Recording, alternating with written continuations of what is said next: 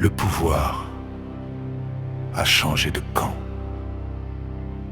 Il a glissé des mains des sorciers pour se loger dans celles des programmeurs.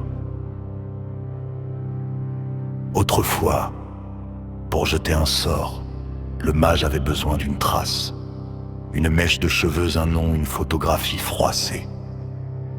Aujourd'hui, le monde entier a offert sa trace, de son plein gré, sur l'autel du clos.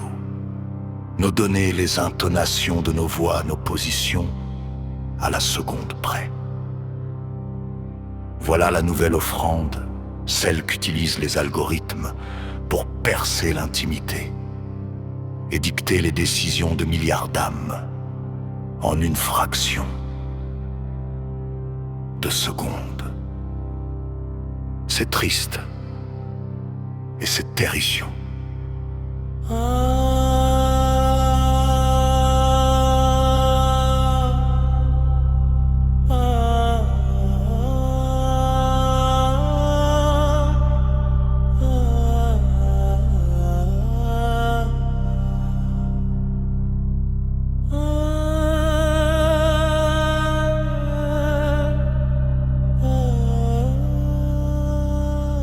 C'est l'ère de l'envoûtement de masse.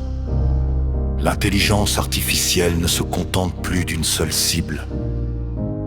Elle orchestre la volonté du troupeau à travers les algorithmes de recommandation. Elle peut insuffler la peur, la rage ou le désir compulsif d'acheter à la moitié de la planète simultanément.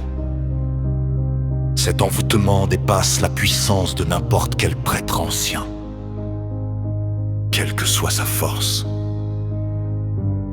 Le papier caché sous l'oreiller est devenu une puce au fond de ta poche, ton téléphone.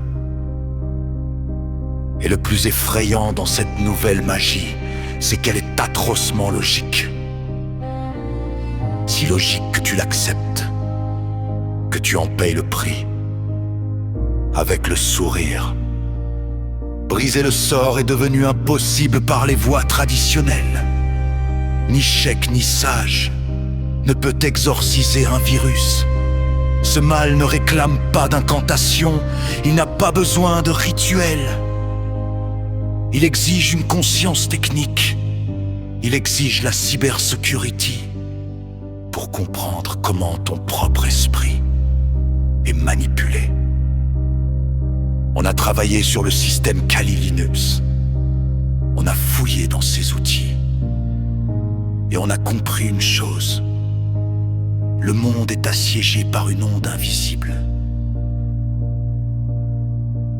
Le résultat, vous le voyez tous les jours devant vous. Et tout ceci n'est qu'une répétition générale pour ce qui arrive.